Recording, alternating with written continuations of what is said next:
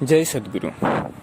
आपल्यापैकी फार लोकांना ही सवय असते की ते बोलून तर जाता, पण बोलून गेल्यानंतर त्यांना समजतं की अरे ह्या गोष्टी आपण बोलायला नको हव्या होत्या. ह्या गोष्टी त्यांना समजतात तरी पुढच्या टायमाला ते तीच चूक करतात आणि अशा गोष्टी ते बोलून जातात ज्या त्यांना बोलायला नको हव्या होत्या. मग अशा लोकांसाठी आजचा हा व्हिडिओ फार महत्त्वाचा ठरणार आहे की आपल्या बोलण्यावर आपण नियंत्रण कसं ठेवायला हवं. तर ही सर्व गोष्ट आज आपण एका उदाहरणातून पाहूयात. सोपी गोष्ट आहे. जर तुम्हाला तुमच्या बोलण्यावर नियंत्रण ठेवायचं आहे तर आपण आज एका गोष्टीतून ह्या गोष्टीबद्दलचे महत्त्व समजून घेऊया. तर एक साधारणचं घर होतं. घर साधारण, त्याच्यात नवरा बायको आणि त्यांना एक मुलगा होता. मुलाचा स्वभाव फार चांगला, फक्त एकच गोष्ट त्याच्यात चुकीची होती की त्याला बोलण्याबद्दलचे नियंत्रणच नव्हते. फार लवकर त्याला राग येऊन जायचा. त्या रागाच्या भारात तो त्याच्या मनात असलेलं सर्व काही बोलून द्यायचा. तर त्याच्या वडिलांनी ही गोष्ट ऑब्झर्व केली आणि त्यांना वाटलं की आपल्याला याची ही सवय बदलायलाच हवी. मग त्याच्या वडिलांनी सोपं काम केलं. त्याच्या वडिलांनी त्याला सांगितलं, एक काम कर, तुला स्वतःच्या रागावर आणि हे असं काहीही बडबडण्यावर जर नियंत्रण ठेवायचं असेल तर मी जे सांगतो ते कर. मुलालाही या सर्वांचा राग येतच होता. तर तो म्हणाला की ठीक आहे, तुम्ही जे म्हणाल ते मी करेल. तर त्या माणसाने त्याला सांगितलं की आतापासून जेव्हाही तुझा कोणावर राग येईल आणि जेव्हाही तू कोणत्याही व्यक्तीला काहीही बोलून टाकशील, जेव्हा तुला हे समजेल की तुझ्या बोलण्यावर तुझं नियंत्रणच नव्हतं, त्या टायमाला एक खिळा घ्यायचा आणि तो खिळा भिंतीत ठोकायचा. आता त्या मुलाला वाटलं की हे सर्व काय करायला लावताय, याचं काय महत्त्व. पण त्या मुलाने त्याचे वडिलांची आज्ञा असं समजून ते कार्य तू करायला सुरुवात झाली.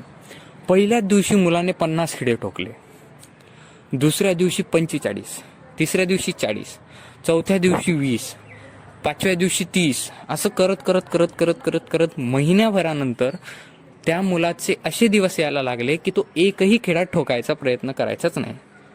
त्याला समजून गेलं होतं की आता त्याचा राग त्याच्या कंट्रोलमध्ये येऊ लागलाय.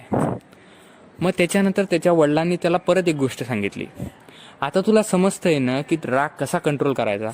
आता एक काम कर, याच्या पुढे तुला जेव्हाही राग येणार असं तुला वाटेल आणि तू तो राग कंट्रोल केला असं तुला समजेल, त्या टायमाला एक एक खिळा काढायचा.